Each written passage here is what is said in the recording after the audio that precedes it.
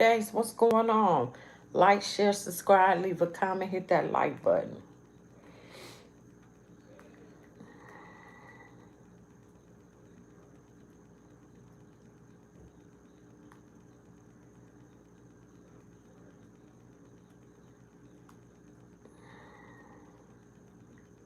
Oh shit, is this?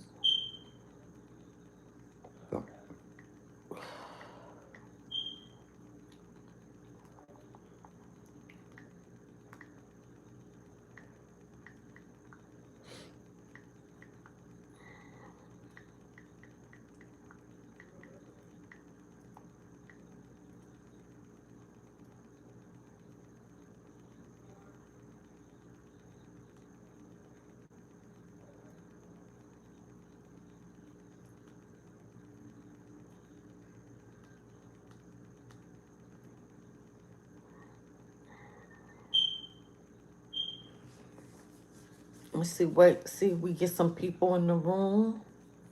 Some people in the room. Mm, What up? What up?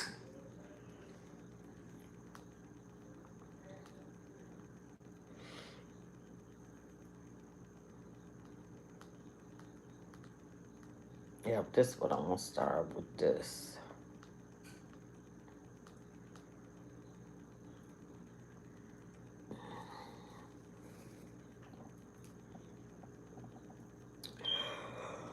Oh, person to make me a hair appointment. Um.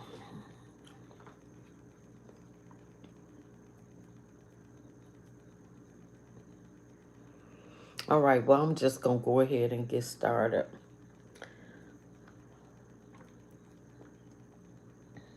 The legacy of Clive Davis.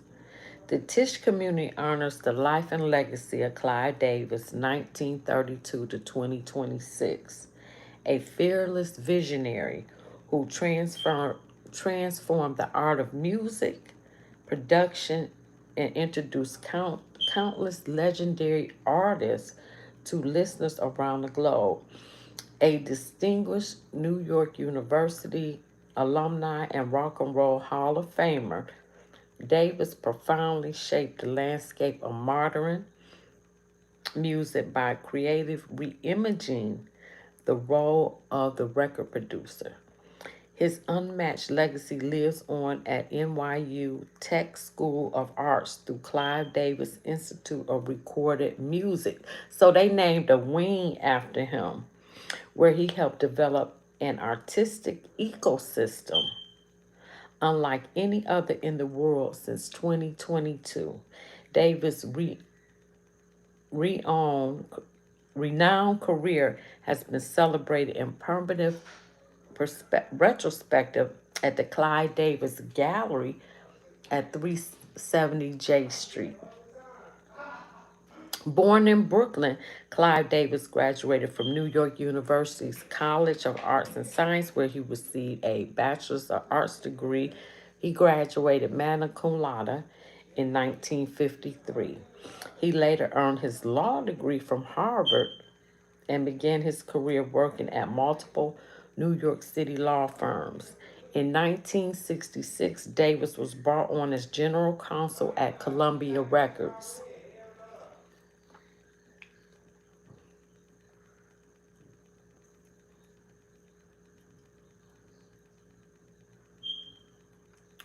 Fuck you, Sean, and you can get the fuck up out of here, bitch. Fuck you. And fuck you. Okay, Sean? Fuck you. I'm sorry, y'all. Um,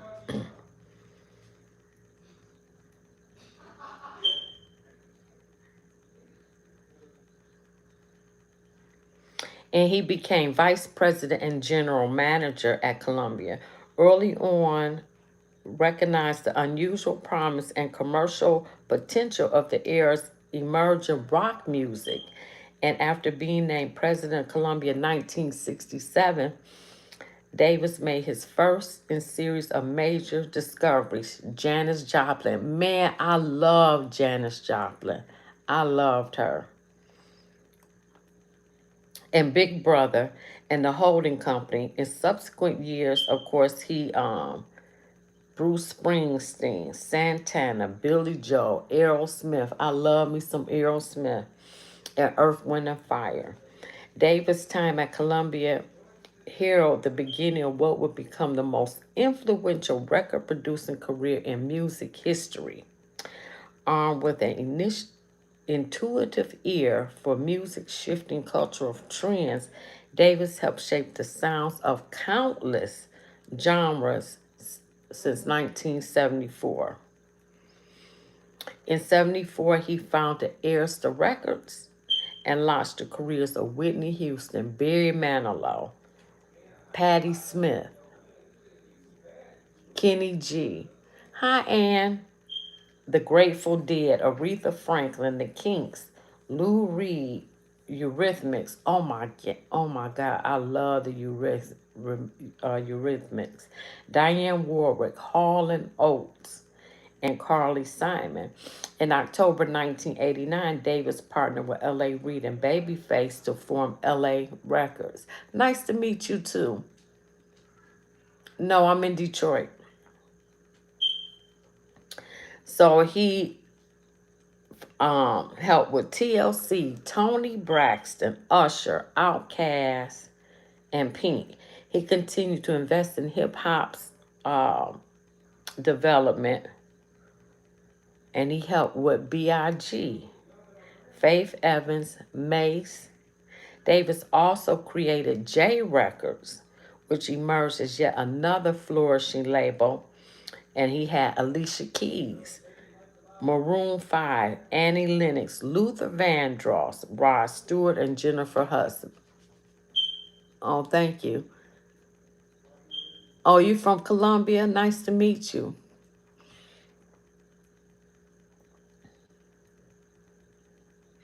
In 2002, Clive Davis found his way back to New York University, announcing a large gift to the school. The program represented the first of its kind to offer a 4-year degree granting undergraduate program recognizing the creative producer as an artist and elevating the craft of music recording in 2011. I didn't even know that. Davis made an additional gift to NYU to expand the department, creating the Clive Davis Institute of Recorded Music and bolstering a generous scholarship fund to support young talent around the world.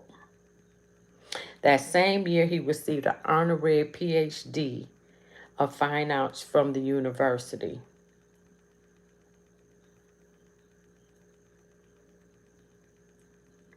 Through 25 years of mentorship, guidance, and unwavering support, he prepared us to carry forward the mission of providing future music industry leaders with a holistic university education. His vision lives on in every student who follows the entrepreneurial path he helped build. Davis received 5 Grammy Awards, including Grammy Trustees Lifetime Achievement Award, National Academy of Recording Arts and Sciences Award, which he received in 2000. Okay, so I just want to give a brief history. Let's get to the videos. Now, I want to play Bishop Gator, but I'm not going to, because he's very long-winded, so I'm going to be skipping a lot of stuff that he says, but I love Bishop Gators.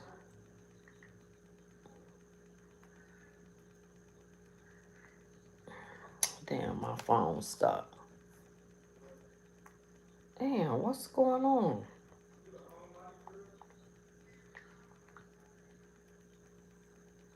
And you hanging with me?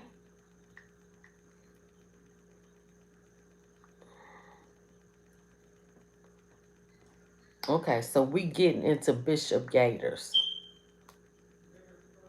And it's so I'm gonna be skipping. Prime Minister of the was a day when the sons of God, the angelic governors, not to present themselves, why would circle by the Audubon Ballroom a week before Malcolm's assassination? Okay, I know we're not going through that. And scroll down to Gallery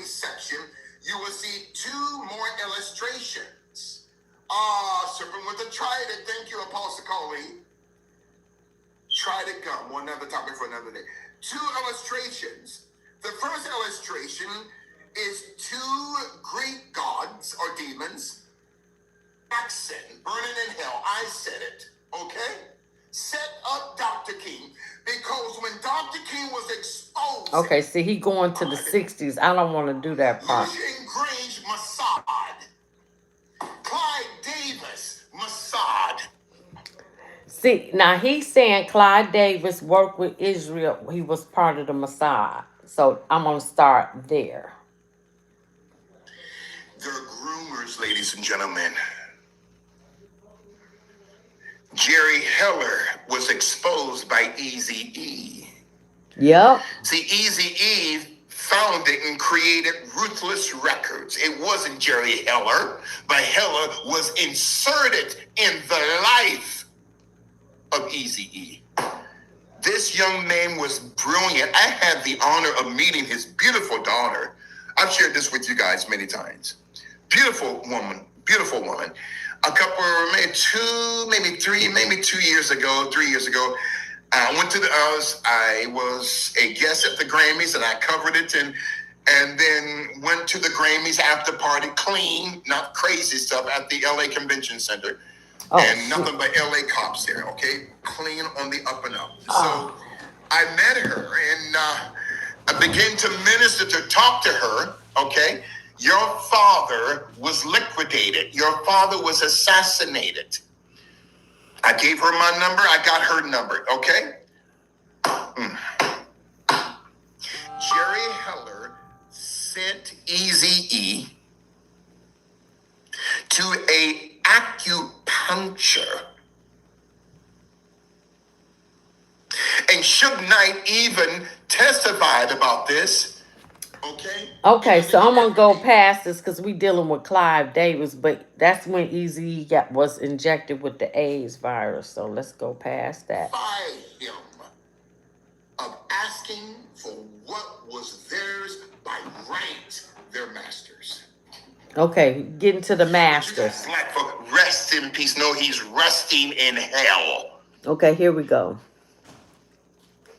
Tommy Mottola was at that event, sitting at that table, according to the Epstein files.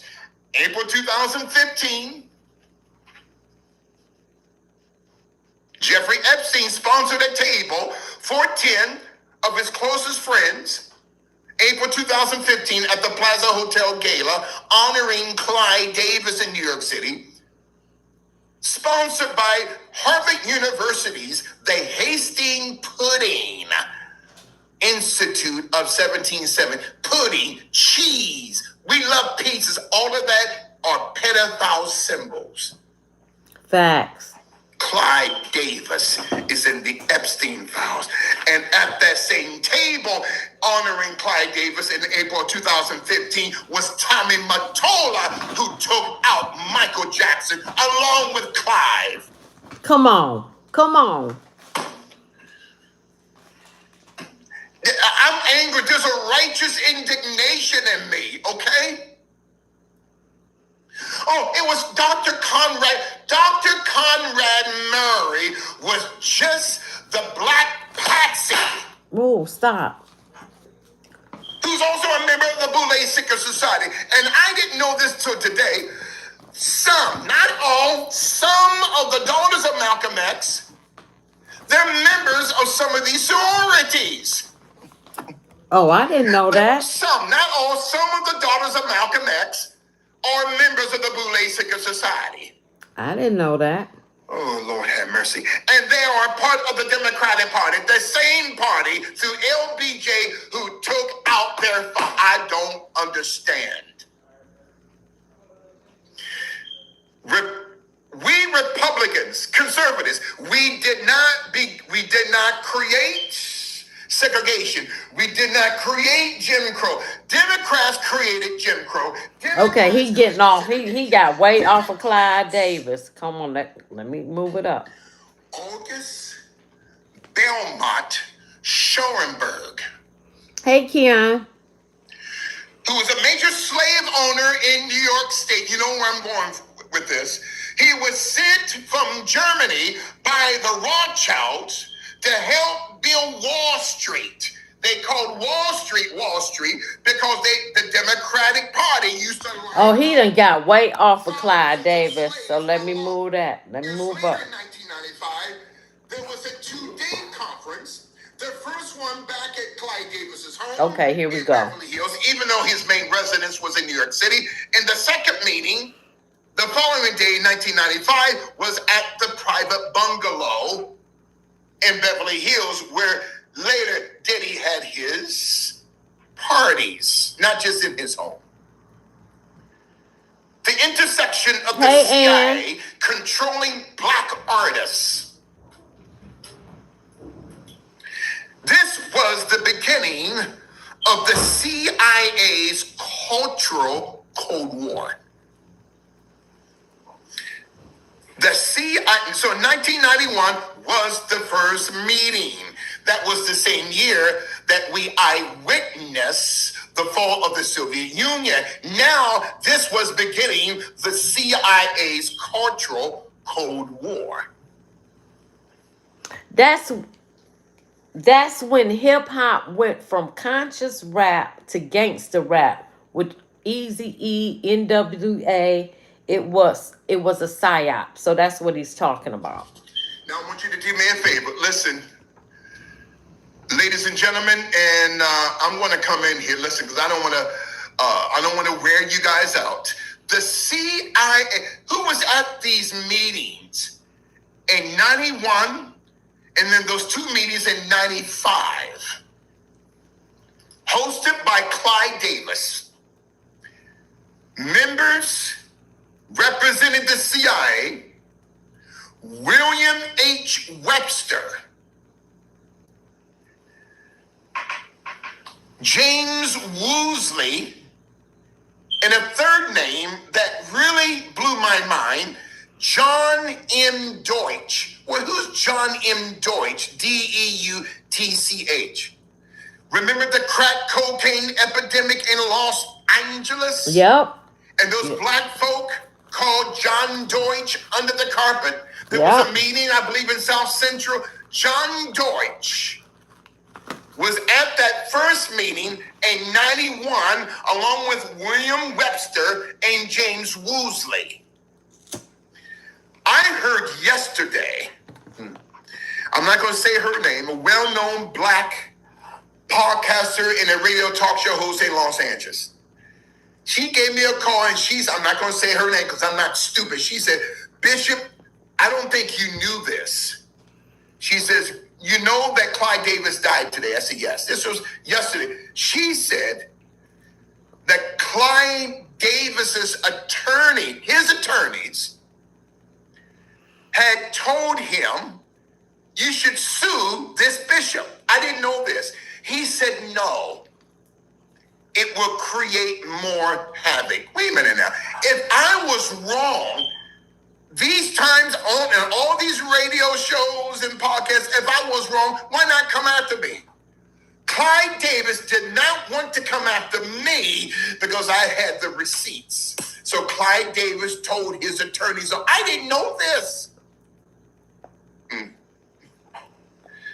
Oh, Lord, have mercy. I am an apostolic assassin. I am a Pentecostal mercenary, okay? At that meeting, William Webster and some of his associates, James Woosley, John M. Deutsch, in collaboration with the FBI was there, and some of the executives of the Correction Corporation of America, a major prison industrial complex. The private prisons began in the early 1980s because of the crack cocaine epidemic. So let's flood black communities. Facts. Facts. Don't want a black Facts. society to come out of those neighborhoods. That's right. Realize that one came 2,000 years ago. Okay. Facts. Topic for another day. The Correction Corporation of America was at that first meeting in 91, as well as those two meetings in 95. Oh. The Wackenhut Corrections Corporation was at that meeting both in 91 and 95. The Correction Corporation of America and the Wackenhut, these are corporations, they're not public prisons, they are corporations with Democrats and Republicans. Okay, he's getting off key, so let's go down. Out Stephen Darby, okay? They took out Stephen Darby. You guys remember? Oh, they sure did take out Stephen Darby. He was awesome. He was a pastor. He was awesome. Mad at me. I don't care. My job is to expose what happened to that man. Oh, he had high blood pressure. Stop. Okay, let me move along. The hammer.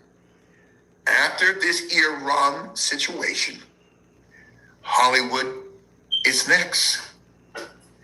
Anyone connected to Epstein, Pizzagate, raping little boys, raping little girls, raping teenage boys, raping teenage girls, raping women, raping men, trafficking men,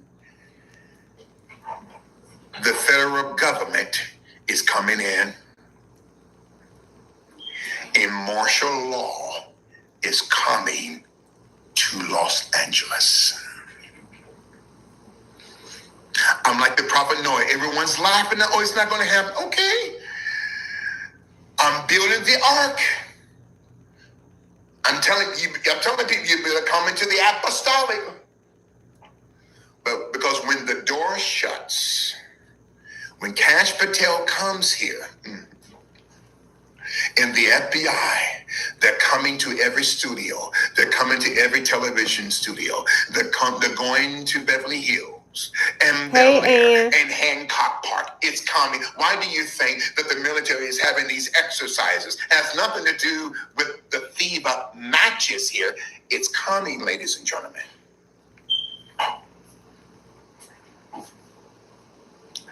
Marina Abramovich, your days are numbered. Oh, wow. She the Satanist that hang out with Jay-Z and them. Yes. Ladies and gentlemen. She does that satanic art. See, Apostle Joan, they don't listen. That's it. See, they don't listen. They're coming here. CIA, FBI, it's all coming.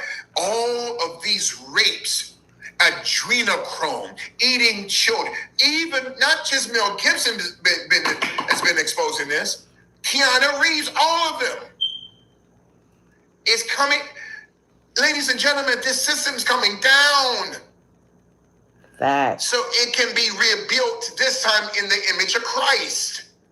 Facts. All that spirit cooking, adrenochrome, digging up caskets, necromancing rituals, all of that is coming down here in Hollywood. The first phase, Clive Davis, including the former head of the Los Angeles Board of Education, embezzling money, they arrested. All of it is coming down. Paul Walker was trying to tell us that, okay?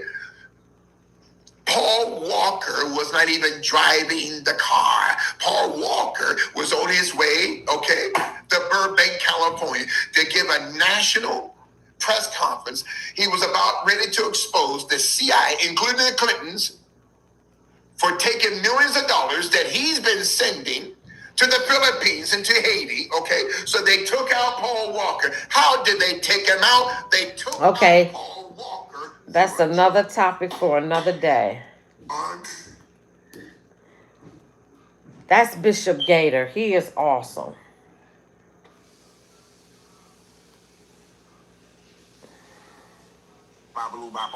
Boom, little Richard. This is Al Prophet. I like him too. First gay people to come out. God let me know that he made Adam be with Eve, not Steve. He used to be an openly GAY man in the 50s, which interesting. You think about America in the 50s being supposedly so conservative, but rock and roll was in a way, it was more radical than hip hop rising up because hip hop was coming after you already had rock and roll happen. You had a music come and change. Okay, let's get to the point. All basketball, hockey, and tennis. So in the aftermath of the Diddy trial, and I know, like, they're talking like he was victorious. I mean, he didn't get to RICO, but he shouldn't have been charged with RICO, at least based on the evidence we saw. But he got convicted for the Mann Act. I mean, he's going to prison for a couple years, and going to prison for a couple years and you've been living the life, well, any type of comfortable life, much less the life he's been living, you don't want to do it. So, but it'll be a year he'll have in by the time the sentencing is supposed to be in October. Some people say the guidelines are going to be 2.5. Some say more. Get to Clive Davis. Get more time. So, CBS record. But our sources say that federal investigators are still checking his activities while he was at CBS Records. Clive Davis might have got a RICO back then because Clive Davis in this case we're saying it all started with that big, huge heroin investigation. So in 1973, the feds hit all the big Italians in New York. There was like 10 different indictments of different groups of people. They did all at once. None of these people are interested in the music as music. They're interested in the box office. Rock impresario Bill Graham. I'm telling you that rock and roll basically is no different than IBM, Xerox, Sara Lee, Chevrolet. Same business. There's a music psychologist, he's someone that was analyzing music in society back then, talking about, this is back in the 70s. He ain't talking about having an iPod. So the things we complain about in pop music now, of which rap is, just the same songs over and over. They force you to like something. The story begins with Pat Falcone, convicted heroin smuggler with ties to a large New York mafia family. Falcone is now serving a 10-year sentence for drug trafficking.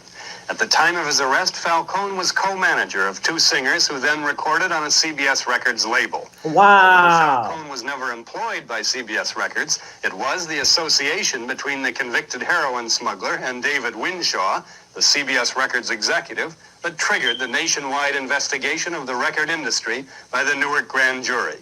Wow, Sources at I CBS did not Records know say that this. for more than 4 years, Falcone was a frequent visitor to Winshaw's office at CBS headquarters in New York. And in all these investigations, there was this Pasquale guy that was part of one of these heroin operations, and he was, why is this guy, he was listed as Sly Stone's manager and another big act. They both, Sly Stone and another big act, were like, we don't even know who this guy is. He's not our manager.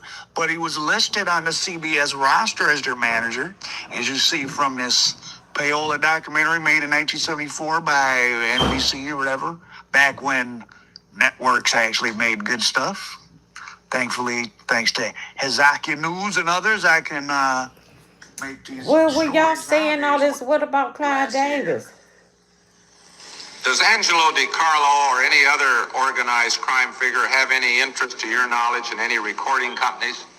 Roulette Records, Senator. Roulette Records? Yes, sir. And where is that company headquartered? In New York City. Its principal is Morris Levy. Mr. DiCarlo had that in conjunction with Thomas Eboli, E-B-O-L-I. He's now dead, sir. And his name was Thomas Ryan, as he was called. Eboli, or Ryan, was a top mafia boss, second in command in one of the most powerful crime families in the country, until he was shot to death on a New York street. Angelo Gyp DiCarlo was a New Jersey mafia boss until he died of cancer. Morris Levy, president of Roulette Records, denies Roulette has or ever had any mafia partners. But Levy does admit partnership with Morris Levy took all of that. Frankie. Frankie Loman took all his money. Yep. Got him hooked on drugs. Back in the 70s, it was, well, started in the 50s, there was something called the Payola scandal. There were congressional hearings. People, what DJs did in prison time. Well, what about Clive Davis? Names, you're going to issue checks for $1,200 a week to each of these 10 names. We break it down in the mafia. That's how we get our party or come to this party. They're gonna do it at least some of the time. That's just part of artist relations. They're gonna do stuff back for the label because they want to keep the label happy. And if there's somebody that can make celebrities show up, Okay, I'm just gonna delete that. That's interesting though.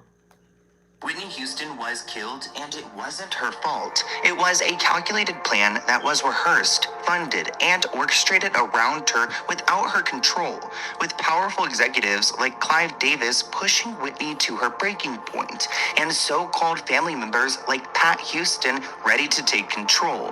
Whitney had no chance of surviving, and as soon as she was killed, they wasted no time profiting off of her legacy. This is what really happened to Whitney Houston. So, let's get into it.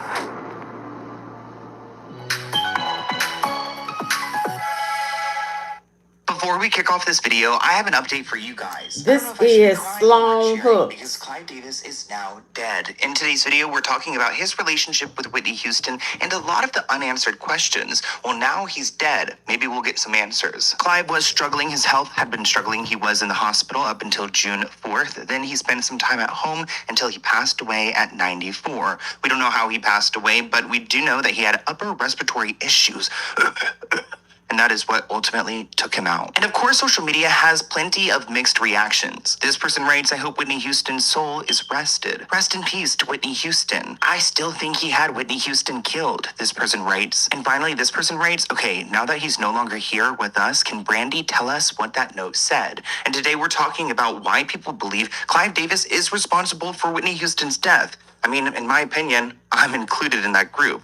We're also going to talk about that note from Brandy. So now let's get into the video. I'm a huge fan of Whitney Houston's, but I've always felt so unsettled about her death because she's never really gotten justice. Yet there's people running around enjoying that Whitney Houston money. Yeah, I'm looking at you, Pat Houston. There are other players like Clive Davis and Nick Gordon who have also been deemed responsible by the public. And today I want to talk to you guys about what really happened to her and the specific people who took advantage of her and her daughter to control her fortune. To explain to you guys how Whitney was taken advantage of, I need to take you back to that date, February 11th, 2012, because Clive Davis had a huge event planned for that day.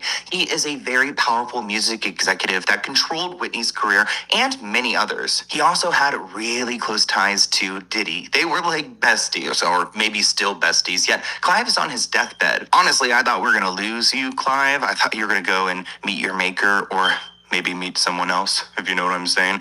But he's 94. I guess he's been released from the hospital. I wonder if he's starting to reflect back on his life. Because what he did to Whitney was so dirty. On the day that she died at the Beverly Hills Hilton Hotel. Yeah, I thought that was dirty Grammys too. Party. He's actually had a Grammys party for decades and decades. It's right before the awards show, and a bunch of people, the most elite people in music, attend. And Whitney Houston was planning on attending that date. Whitney's one of the biggest people in music, and I would assume that this party would have been canceled if she died in the hotel just hours before. How eerie would it be that we're celebrating her music, we're talking about her, she was supposed to be here, yet she died 4 floors above us? Well, Clive did not do that. Clive decided to proceed with the party, and it's disturbing how he tries to justify this. I mean, he led her to her death. He even states, it was painful. First of all, it was shocking. I had been with her 48 hours earlier. I wonder what condition she was in. To give you context, Clive Davis never gave Whitney Houston a break. He worked her and worked her.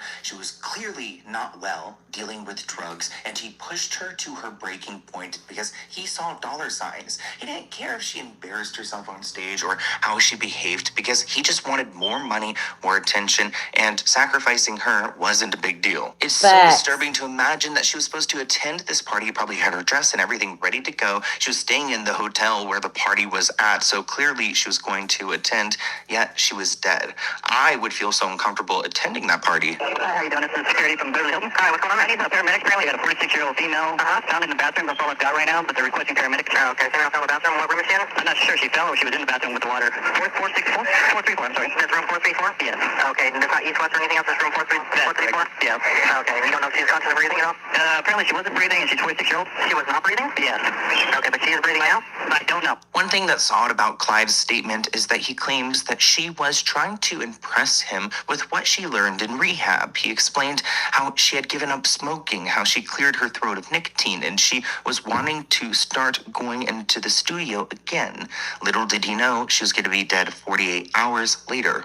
Or did he know? When you marijuana, you lace it, you roll it up, and you smoke it, and you weed. It's just another form. It's like, almost like heroin and cocaine speedballing, but you level it off with the marijuana. Okay? So your drug of choice was weed combined with cocaine? Rock cocaine. With rock cocaine. Yes. If you were so close to Whitney Houston, if she was trying to impress you with explaining how she's improved, wouldn't you be even more shocked and more emotionally unstable, like after learning that she died just hours before? I do not understand this. I mean, maybe he just sees dollar signs again. He doesn't want to cancel the party because he's paid for everything. So he's trying to say like, oh, Whitney would have wanted us to celebrate. I don't think she was prepared to die. Why did you let the party go on? Of course, this is a personal thing. But the Grammys were the next night. You don't cancel. You turn an evening into a tribute. You did a magnificent evening. Into... Did you give a thought to canceling? Never. You never thought? Never. Did you ever think... And the family did not want me to give a thought. No. Like, how long were you working on that tribute? Did you guys have that prepared just a couple hours before? A couple days before? Clive said, look, I called her family. I said, this is her favorite party. We have to celebrate her. We've got to not only celebrate her life, but also provide a peaceful haven for the mourners to be together and not feel alone. We agreed to go on and celebrate her life and her unique talent with the music that she loves so much, he said. But there were some people who were appalled at the time. Thank God. Some people have morality in Hollywood, and I'm talking about Shaka Khan. She actually spoke out. Yeah, she was pissed. She was pissed. The fact that Clive Davis pushed her to this point, yet then celebrated her after her death just a few hours after. The world was still crying. Her family was not ready. It just feels like it's all for show, and I'm glad that Shaka actually called it out. The Clive Davis party. Yes. It was a surreal event where Whitney's body was still in the hotel, and there was this sort of party where apparently half the room were in tears, the other half were kind of partying. What did you feel about that? I thought that was complete insanity. And knowing Whitney, I don't believe that she would have said, the show must go on. She's the kind of woman that would say, stop everything. I'm not going to be there. I don't know what could motivate a person to have a party in a building where the person whose life he had influenced so enormously and whose life had been affected by her. He obviously worshipped Whitney, and I think he must have gone through agony when he heard this news, knowing it was 2 or 3 hours till this event. Right. And I think he took the decision to turn it into a tribute to her. And I understand that. I mean, he obviously was wrestling with the right thing to do. That would have been right if it really was a true tribute. In my opinion, it would have been maybe call everybody together, let's say a prayer, and let's eat dinner and go home. As soon as I hit the tarmac, I found out, I heard, and I couldn't put on makeup. I couldn't get dressed. I couldn't do anything. I was paralyzed. So Whitney Houston had a tragic death, and Clive Davis didn't even blink an eye. Now, I don't want to get ahead of myself, but I promise you we're going to get to it, okay? So I want to talk more about Whitney's death and who's responsible, but I want to briefly mention her daughter's death. You may remember that Bobby Christina Brown passed away in a very eerily similar way to her mother. She went by Christina, and she was actually found unresponsive in a bathtub in Georgia in a residence that she shared with her boyfriend. Again, in the bathtub on drugs. Exactly. Really eerie. Exactly. That was staged. Exactly. That's Pat Houston. She was Whitney's sister-in-law turned estate executor. I don't quite understand how she became the one in charge. According to Google, Pat was Whitney's sister-in-law because of Whitney's brother, Gary. And she actually served as Whitney's manager at some point, and Whitney felt very trusting of her. But what's interesting about Pat is that after Whitney died, all of her fortune went into her daughter's name. So then Pat decided to tie herself very close to Bobby Christina Brown. Now, our third character who I've been teasing is Nick Gordon. And this is where the drugs come in. He's supposedly the guy who supplied not only Whitney but her daughter with the substances that later took their lives. Bobby Brown believes Nick Gordon killed Whitney and Bobby Christina. This headline reads, Bobby believes he knows the person responsible for the deaths of his ex-wife and his daughter. In an episode of Red Table Talk, he opened up about some of the tragedies he's gone through. According to Bobby, he thinks Nick was the one who provided the drugs to both of these women. He said, quote, he was the only one there for both situations with my ex-wife and my daughter, and they both died the exact same way. Bobby also believes that Nick's abusive relationship with his daughter led to her demise. Quote, she was stuck in this abusive relationship with a boy that basically controlled her to a point where it felt like her life was taken away from her. Kind of sounds like Clive Davis and Whitney Houston. Nick was never named a suspect in Whitney Houston's death, but in the wake of Bobby Christina's death, it looks like her family blamed him for their loss. They filed a lawsuit claiming that he gave her a toxic cocktail that made her unconscious and then placed her face down in a tub of cold water. Nick was found liable for her death after failing to show up to court and was ordered to pay over $36 million in a wrongful death lawsuit. He passed away, though, on January 1st, 2020 of a heroin overdose. This person writes on Reddit, do you think that Clive Davis has something to do with the death of Whitney Houston? I've heard many people say that Pat Houston and Nick Gordon has something to do with it. I agree, but I've been hearing Clive's name come up a lot and even Diddy, so what do y'all think? This person writes, I don't know for sure, but weird things were said to have happened those last few days. She was reportedly acting erratically while her team originally claimed that they thought she was clean. When found in her bathwater, it was still incredibly hot, meaning it was even hotter when she stepped in. Chrissy was also found in a bathtub, and Whitney pulled her out. Supposedly, she didn't like hotel bathrooms, so her taking a bath was weird. It was claimed that her bathwater was still running and leaking onto the floor below her room. This person says, with Whitney's death, I don't know. I think there's a chance it wasn't foul play and a chance that it was. With her daughter, I definitely believe it was foul play and probably Nick Gordon's fault. This person writes, there was no foul play. It was a tragic situation, and all these conspiracies is just people coping and wanting to blame someone, and Clive and Pat are the easiest targets. But this person says the facts don't add up. Her water was 93 degrees hours after she died. She had all these bruises on her body. Her room was a hot mess, not referring to the substances. In Oprah's interview with Pat, she said she walked very slowly down the hall and told a lady to call 911. Why would she say call 911 when she doesn't even know what she's calling for? This person writes, personally, I don't think there's any coincidences at that level. The way that she died, especially in the same hotel he was in, has never sat right with me. Sometimes I think about Clive and my conversations during the album making, and there have been times when he and I just go back and forth, back and forth, back and forth. And after a while, I find that to be funny because me and Clive have been together for 25, going on 30 years. Therefore, there have been moments of times where he just goes, you know what, you're just impossible. I go, out of all these people, and all the walls you have on these people, you have Sly Stone, you got Janis Joplin, you got Simon Garfunkel. I'm the most impossible one. He goes, yeah, and I just thought that was the funniest thing. That's funny. After his long career as executive and someone who knows how to take a singer and a song and put them together, you know what I'm saying, and just knows how to go out there and get that raw talent. I just thought, wow, I'm impossible. So we've spoken about Pat Houston, but I really want to talk about her because she is the executor of the estate. That's like the people who control Michael Jackson's estate and make these movies. They're making a bank off of him and the IP. Whitney really trusted Pat because she married Whitney's brother and she trusted her brother. But the way that Pat handled things afterwards just seems suspicious to me, especially when it comes to Bobby Christina. It kind of seems like after she passed away, she went on a little press tour about her death and kind of assumed the role as the person who's assuming like the Whitney's brand. You know, she's the one who's now going to be the person you go to when you want to remix a Whitney Houston song or make a Whitney. I definitely believe just seems suspicious that Clive Davis had everything to do with Whitney's death. Absolutely. He also had told Whitney in order to get her career back, she had to divorce Bobby.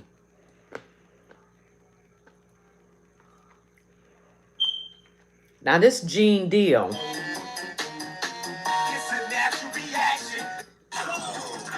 Let me get to it. Jodeci and I'll Be Sure, Keith Sweat, Levert, Al. I'm up and out of here. I'm out. And they're gonna investigate a lot of stuff that been going on.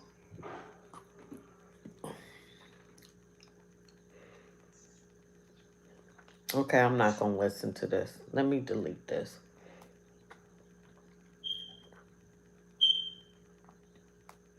This is Bishop Gators again. In that 1995 meeting in Beverly Hills in the home of Clive Davis, who was responsible for the murder of Whitney Houston, I said it.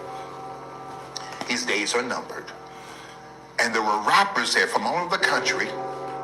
They were invited to the home of Clive Davis, along with members of the CIA, FBI, which they didn't understand why the government was there, including many directors and CEOs of the private prisons throughout the United States was at that meeting in the mansion of Clive Davis.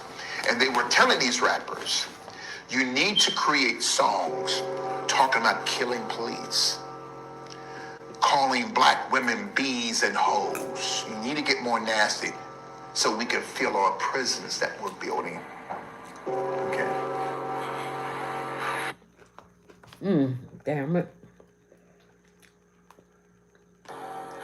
You know what's crazy during that time? I can recall when that gangster music came into play. Yep. That's it. And how they, I don't know if the guys rapping it really knew, but they created the atmosphere. Yes. But it went from, I remember guys wanting to wear like the African chains around their neck, Yes. dancing, and the haircuts, flat tops, kid and play, Flat top, yeah. Kwame, to the really thugged out and Yes. just the gang stuff. And I can recall going into like liquor stores or different places, and all they had was blue and red rags. Right. It was just like that stuff was on programmed. Mm-hmm. In that 1995 meeting in Beverly Hills in the home of Clive Davis. Yep. Clive Davis was the devil.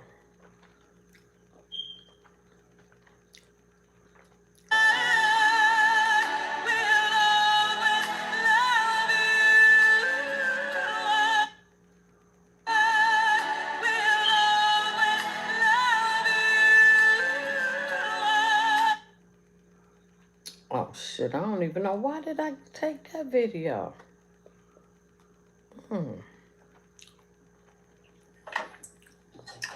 Welcome back to another episode of Dee Dee Got a Podcast. This is Dee Dee Got a Podcast. Excuse me. Dee Dee Got a Podcast. I'm your host, Dee Dee. All right. Please hit the like button on your way in. Please check out our I never heard him. channel, or maybe a little skeptical of the language and the. Let me see what he got to say. Connections to the civil rights figures. We all know the biggest names out there, including Martin Luther King, who I also have a documentary on. If you haven't seen it yet, I'll link. What is going on here? Before we get to the article, where we're going to read about Clive Davis and his affiliates and his ties, right? His background. I'm going to play a snippet from my Clive Davis documentary, just so you all can understand part of the reason people think that Clive Davis is absolutely evil, and why people throw shade towards Ray J's way as well, who once again is conveniently trending right now, that being Ray J, for his sort of resurgence in the streaming community as it pertains to, what's his name? Adrian Broner, former champion boxer, I believe a four-time champion. Hey, King. And his,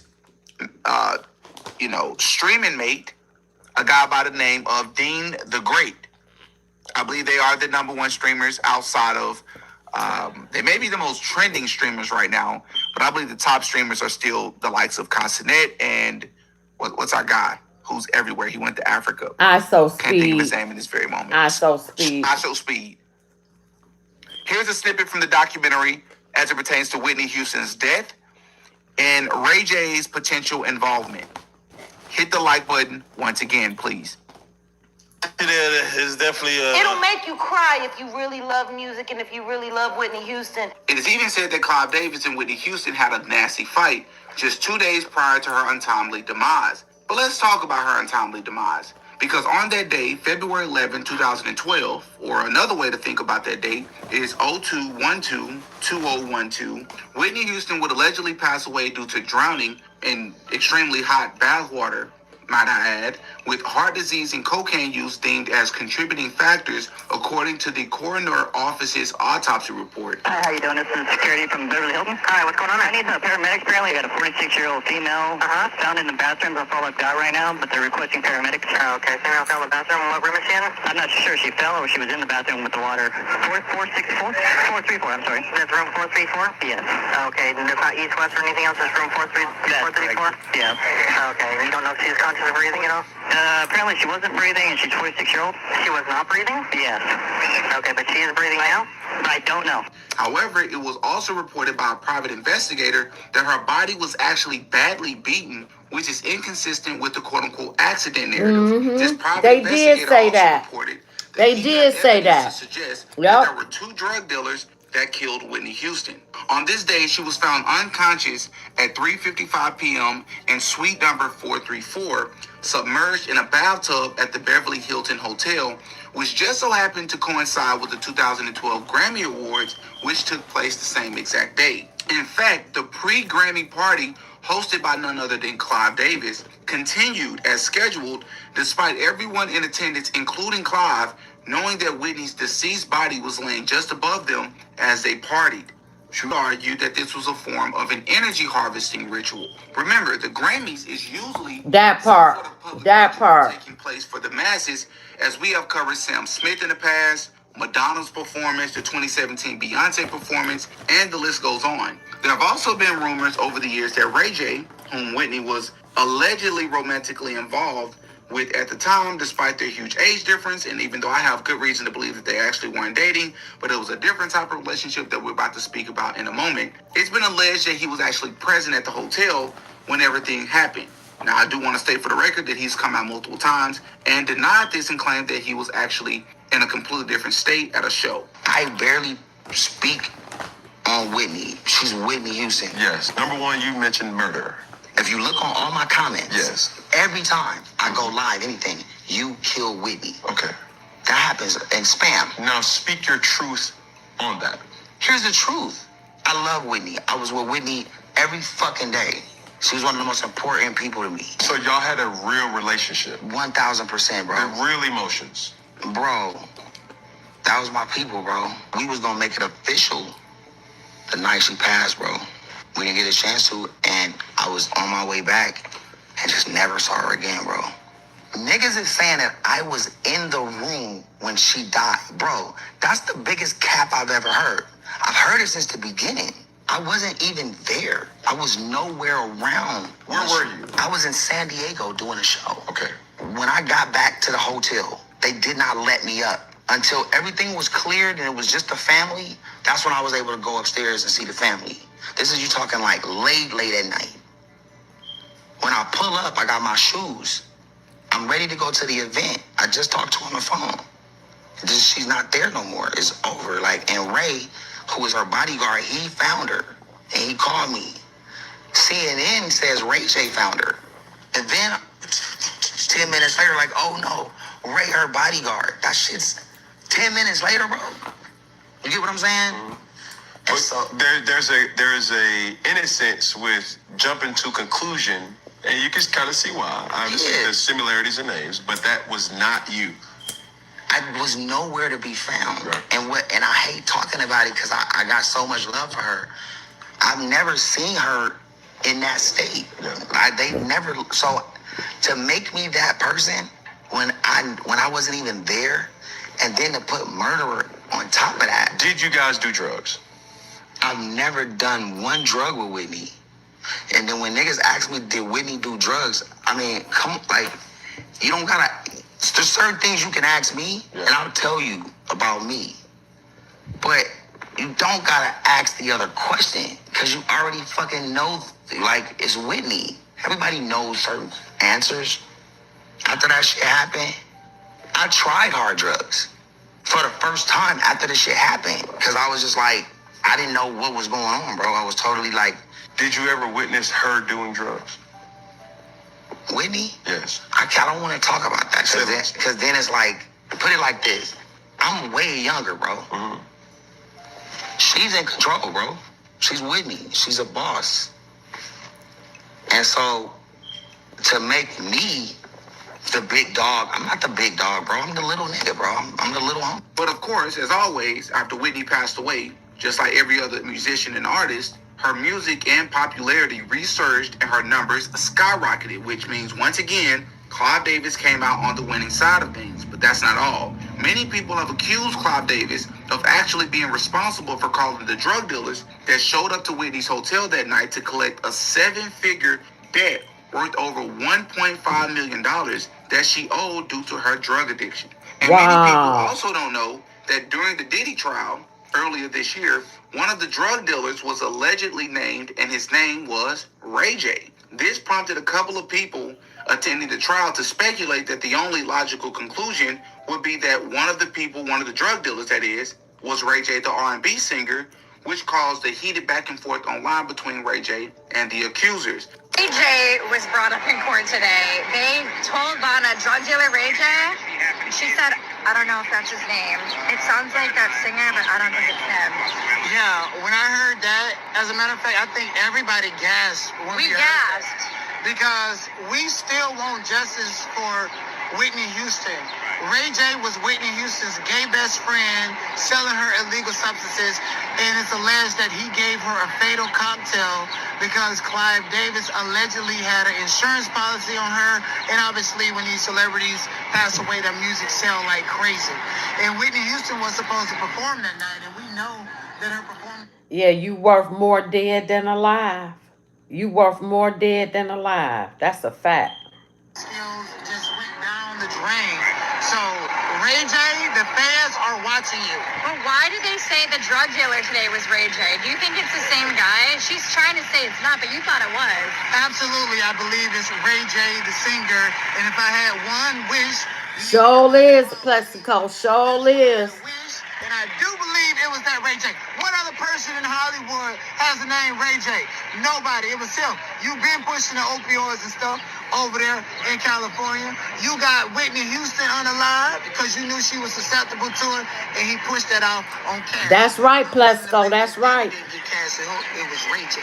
It also doesn't help Ray J's case when you consider the fact that shortly before Whitney's death, she will be seen on camera crashing in an interview with Clive Davis and the R&B artist Brandy, who is the sister of Ray J, and Whitney can be seen slipping Brandy a note that many people saw as Whitney's attempt to cry out for help and inform Brandy that Whitney's life was in danger, and possibly by one or two individuals that Brandy knew. And many people believe because Brandy actually knew about this and she was possibly even related to a person that played a role, she remained silent. I also would like to note that it appears from this clip that Whitney kissed Clive Davis on the lips, which is extremely uncomfortable to watch and weird. And it only gets stranger once you realize that the same day that Whitney Houston lost her life just so happened to be Brandy's birthday, which is even more interesting. Damn, I didn't even know that. The theories that a lot of people have thrown out there over the years that they believe that Clive Davis was done with Whitney Houston since she didn't and wasn't able to sing the way that she used to, and wanted to replace her with Brandy.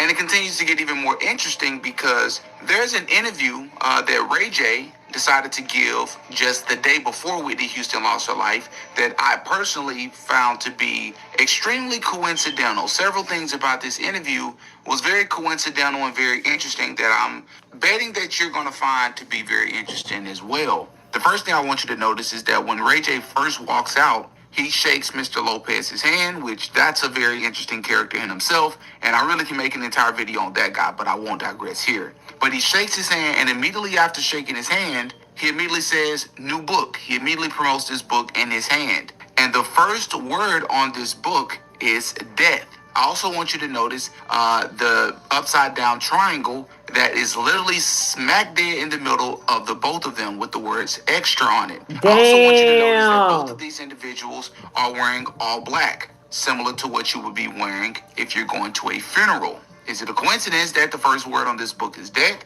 that he just so happened to be promoting? And both of these individuals are wearing all black. Not to mention, Ray J is wearing a polo shirt with the number 3 on it, which we've discussed the number 3 multiple times. It represents the union of opposites or duality.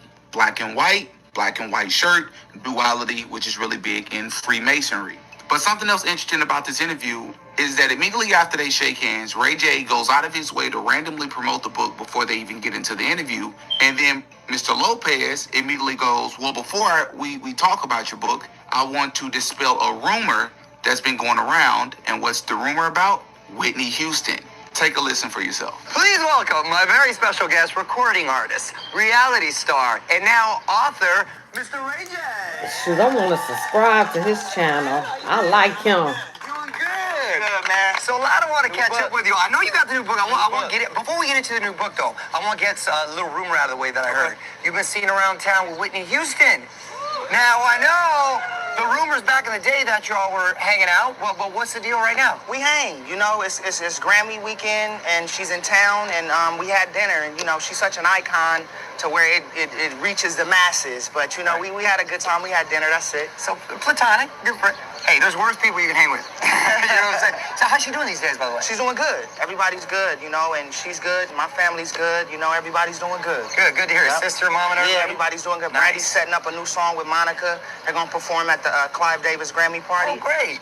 It's going to be good. And it also doesn't help when you consider the fact that Ray J seen a surge in his career after Miss Whitney Houston passed away, right? Later in 2012, he would guest appear as a recurring character on the Ricky Smiley Show, and he also co-hosted the reunion special in 2012 of the Bad Girls Club Las Vegas reunion, and then in 2013, he hosted the Bad Girls All-Star Battle, and then in 2014, he was on Love and Hip Hop Hollywood.